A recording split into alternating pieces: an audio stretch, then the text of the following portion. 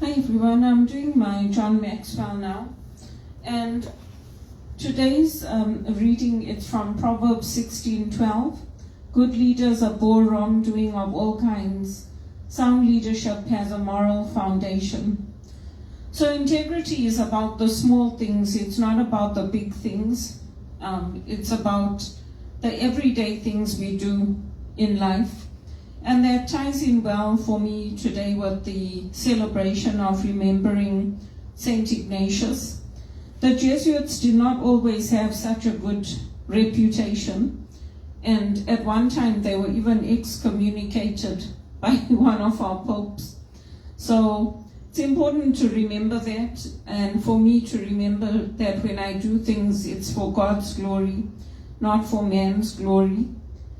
And also that if I'm responsible with the small things, God will give me even bigger things to do. And if I'm not responsible for the small things, God will not give me the bigger things to do. So John Maxwell's teaching today was basically looking at our foundational qualities that we build, such as respect, dignity, and trust. And if that integrity is weak or flawed, then becoming a person of influence becomes impossible. And we are not able to achieve it. We might have the potential to achieve it, but we will not be able to do anything with our lives. I think for me, I'm grateful for the opportunities that I've been given, the opportunities to help others, to mentor others. But I want to do more. I don't want to just be sitting at home unemployed and not earning my own income. And that's true of the moral principles too. He says in this book, character isn't created in a crisis, it only comes to light. And I think for me that's true. When I reflected today on Pope Francis, I was going through all my posts that I had. And I have a lot of posts for Pope Francis. I didn't even post all of them. He had a big impact on me. And even when there were things in the church that I felt, I can't do this on my own, or the priests were getting nowhere, we were getting nowhere, I would take them to Pope Francis and ask him to pray for us, to pray about them. And often things happen behind the scenes, like when we brought the two Michaels home. Justin Trudeau took all the accolades, but he didn't do it. It was the US. And it was people like me who were posting on social media asking for them to be brought home. And that's why I say this is true, what John Maxwell says. Character isn't created in a crisis. It only comes to light. Everything you have done in the past and the things you have neglected to do come to a head when you're under pressure. And that reminds me of the prayer we say at Mass, the I confess, where we ask God to forgive us for the things we've done and the things we failed to do. It's a mini exorcism prayer, and we say it at all our Mass celebrations in the church. It's a very powerful prayer, and it's a beautiful prayer. So I think that's a good reflection for today, and it's a good way to take forward into our plans.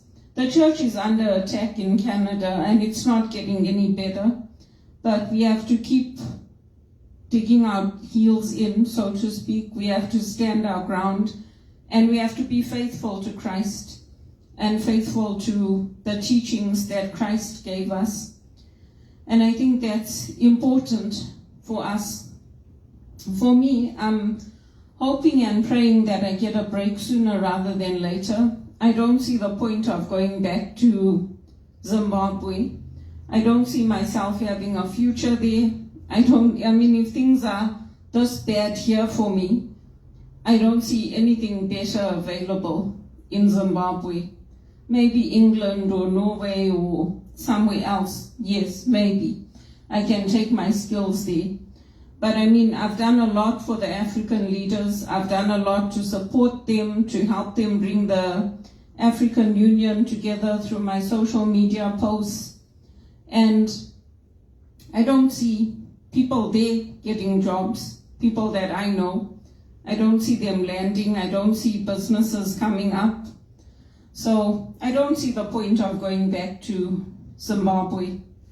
And if people want to take me and force me to go, they must come with me, because they can't send me there on my own.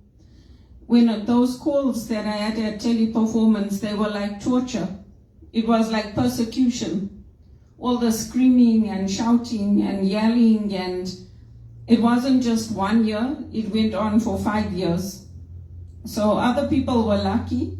They left there, they got other jobs, paying better immediately. They went on to bigger and better opportunities. For me, I've just been stuck there, and it's so unfair.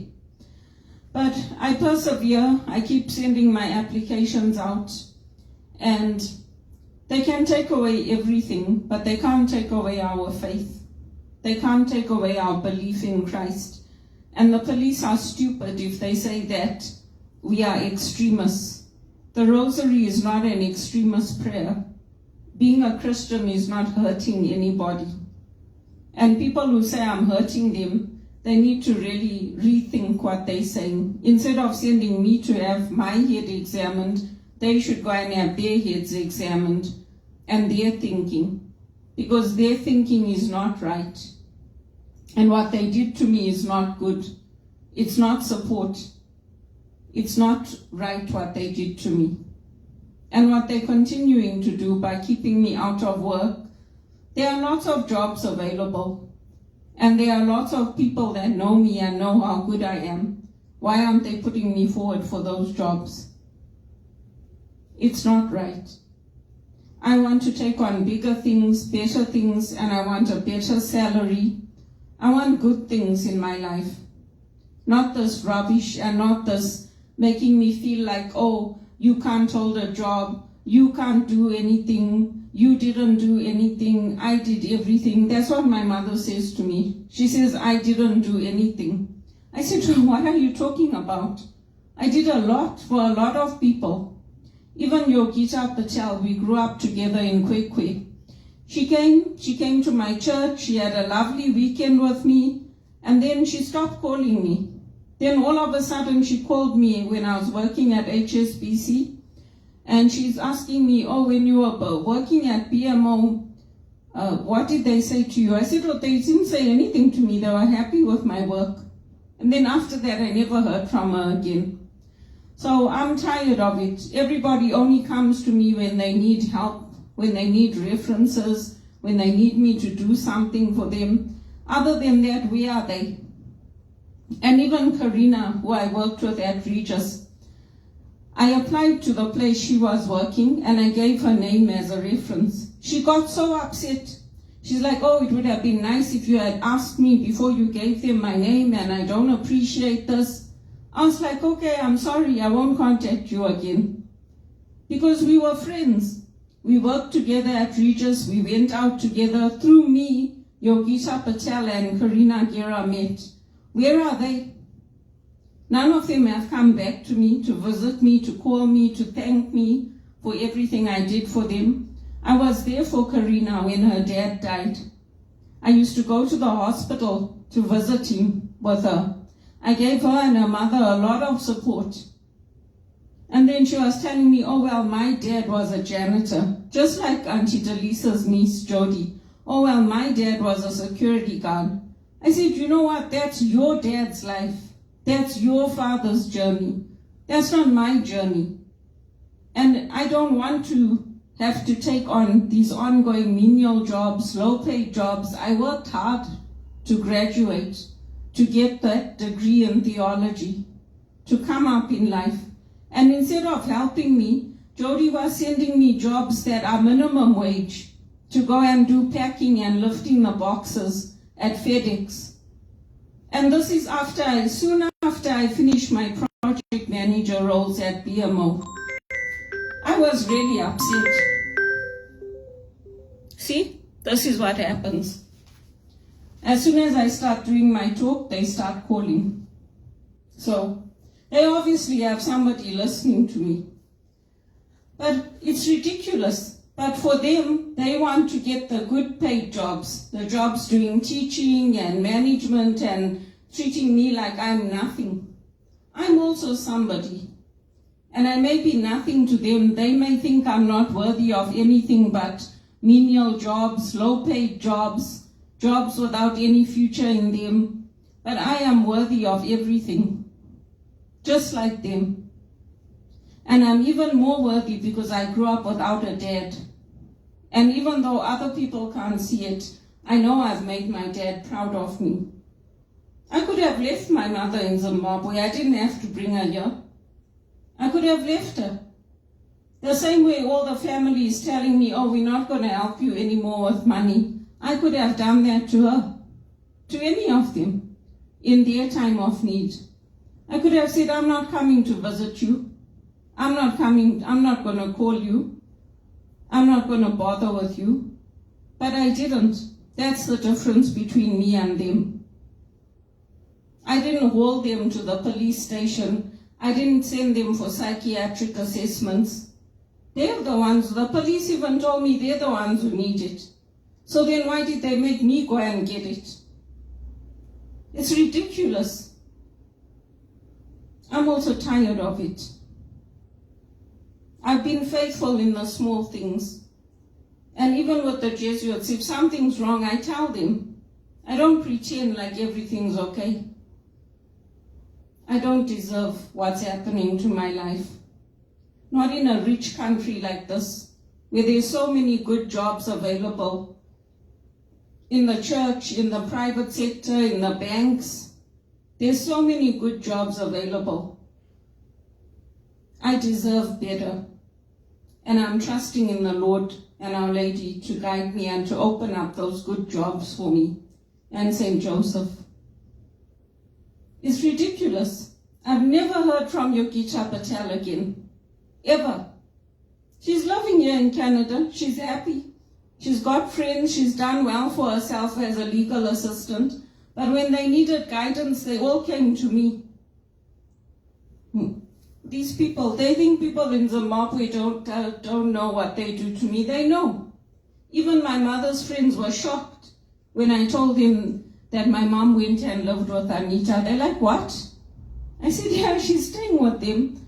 And then when she got married, they're like, oh, what about you? I said, yeah, what about me? My mother's friends all know I was a very good daughter to her. I deserve better from everybody, and they know it. They know it. So when I hear Father Ray talking about Damian in the church, I just walk. I don't say anything. I don't hear from Damian anymore. So if he messages me or he emails me, then I'll get back to him. But everybody's always got something to say about my life. Focus on your own lives. And don't come back to me for references and all that, including Yogita and Karina, Gera, and all of them. Don't come back to me. I'm not going to be there for you.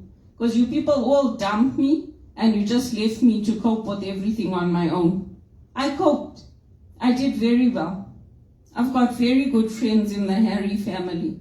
In fact, they're like family to me. And people were all too concerned about your own lives. It's good. God is concerned about my life. That's what matters.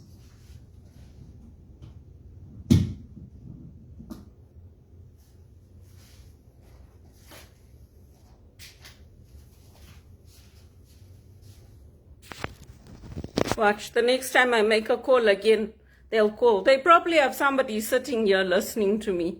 Soon as I start my rosary or start calling, they start. And I even block the calls. I put my phone on Do Not Disturb. They still come through. See? That's how it is in Canada.